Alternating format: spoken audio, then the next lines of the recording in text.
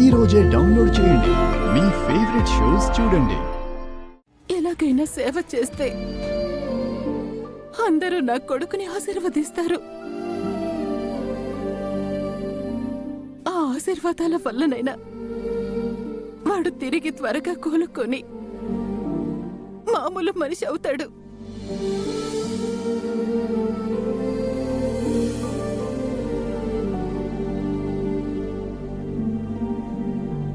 ఆ బాలాగాన్ని మామూలు మనిషిని ఎలా కానిస్తాను?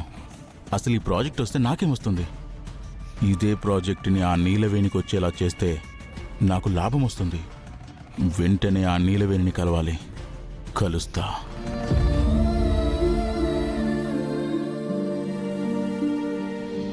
యశోదా,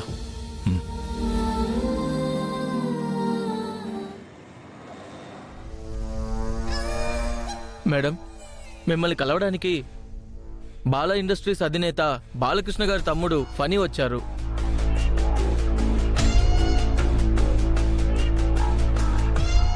ఓకే, రమ్మను. Okay ma'am.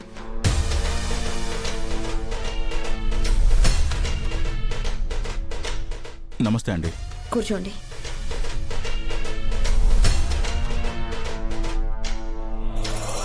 ఏంటి నన్ను కలవడానికి వచ్చావు? ఆ, ఏం లేదండి. గవర్నమెంట్ మిడిల్ క్లాస్ వాళ్ళకి ఇల్లు కట్టించే ప్రాజెక్ట్ ఒకటి అనౌన్స్ చేసింది కదా. అవును, నేను చూశాను. దానికి మాకంటే ఎక్కువ మీ కన్స్ట్రక్షన్ కంపెనీయే టెండర్ వేయడానికి ముందుంటుంది కదా. అలాంటిది మీరే వచ్చి నన్ను కలుస్తున్నారేంటి? ఎందుకంటే ఆ టెండర్ రావడం వల్ల నాకు పెద్దగా ఒరిగేదేమీ లేదు. మీతో చేతులు కలిపితే నాకు లాభం వస్తుందని మీ దగ్గరకు వచ్చాను.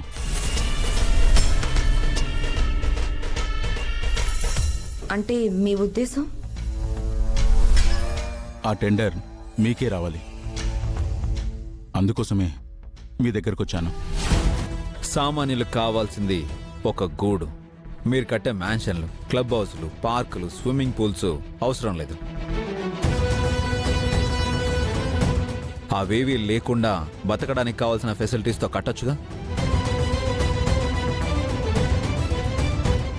మీరు కట్టరు. ఎందుకంటే మీకు ఆడంబరంగా చెప్పుకోవడానికి అవన్నీ కావాలి. కోట్లు కోట్లు దోచుకోవడానికి విలాసవంతమైన సౌకర్యాలన్నిటివి ఉండాలి కదా. కానీ నేను అవేవీ లేకుండా ప్రజలకు కావాల్సినవి మాత్రమే ఉండేలా ఏర్పాట్లు చేసి త్వరలోనే కన్స్ట్రక్షన్ స్టార్ట్ చేస్తాను. ఆ ప్రాజెక్ట్ ని ఎవరూ అప్రూవ్ చేయరు. గవర్నమెంట్ కూడా ఒప్పుకోదు. చూద్దాం, అది కూడా చూద్దాం. ప్రజలకి మంచి చేస్తానంటే ఏ గవర్నమెంట్ ఒప్పుకోదో నేను చూస్తాను. మీ వల్ల మాలాంటి కంపెనీలు మూతపడతాయి. నాలాగే మీరు సామాన్యుడికి అందుబాటులో కన్స్ట్రక్షన్ చేయండి. అలా చేస్తే మేము అడుక్కు తినాలి. దానికి నేను ఒప్పుకోను. నీ ప్రాజెక్ట్ ని నేను అడ్డుకుంటాను.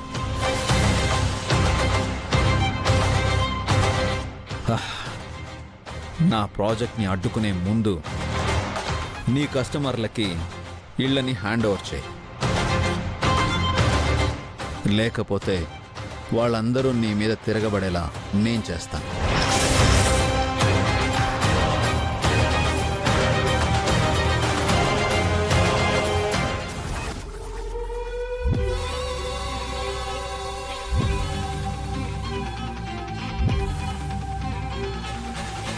మంచి టైంకి వచ్చారు. బాలా ఉన్నంతకాలం బాలా కన్స్ట్రక్షన్ కంపెనీని దెబ్బ కొట్టాలని అనుకున్నాను. కుదరలేదు. ఈ లోపల బాలా మానసికంగా దెబ్బతిన్నాడు. ఇప్పుడు బాలా కన్స్ట్రక్షన్ కంపెనీని దెబ్బ కొట్టడానికి నాకు మంచి అవకాశం వచ్చింది. ఈ విషయంలో నేను మీకు ఏ సపోర్ట్ అయినా చేస్తానండి.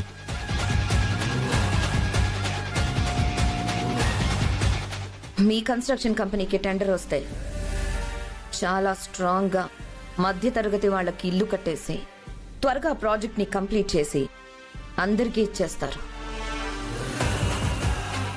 అలా ఇవ్వడం వలన మాలాంటి కన్స్ట్రక్షన్ కంపెనీలకి చాలా లాస్.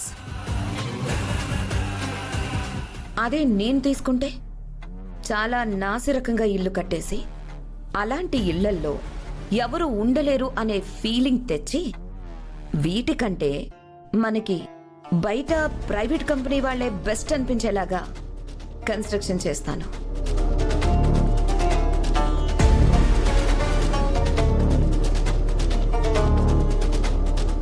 రాజేష్, ఇటు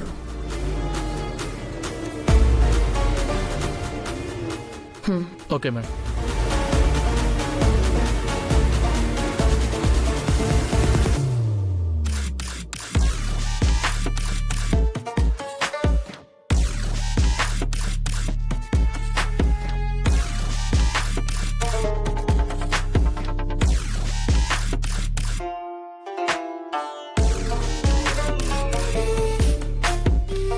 ఈ చెక్కు నీకు అడ్వాన్స్.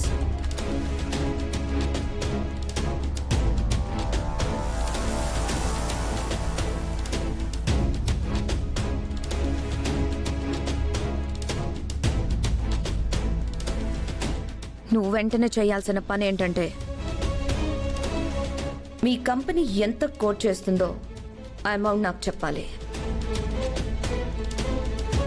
అప్పుడే నేను తక్కువ అమౌంట్కి కోట్ చేసి ఆ టెండర్ని దక్కించుకుంటాను. నీకిచ్చింది అడ్వాన్స్ మాత్రమే. ఆ టెండర్ నాకు దక్కితే ఇంతకంటే ఎక్కువ ఇస్తాను. తప్పకుండా ఆ కోట్ చేసే అమౌంట్ ఎంతో ఖచ్చితంగా మీకు చెప్తాను. నేను వెయిట్ చేస్తూ ఉంటాను. వస్తాను. హ్మ్.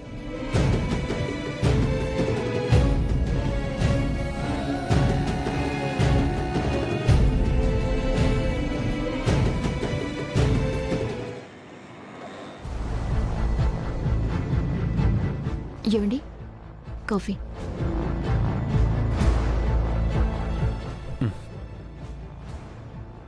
ఏం చేస్తున్నారండి? ఇందాక చెప్పాను కదా గవర్నమెంట్ ప్రాజెక్ట్ గురించి. ఆ టెండర్ రేపే. కోట్ చేయాల్సిన అమౌంట్ అండ్ పేపర్స్ రెడీ చేస్తున్నాను. ఏమండి, ఇది బావగారి డ్రీమ్ ప్రాజెక్ట్ అంటున్నారు. మనం కోట్ చేసే అమౌంట్ అందరికంటే తక్కువ ఉంటేనే కదా మనకి టెండర్ వచ్చేది.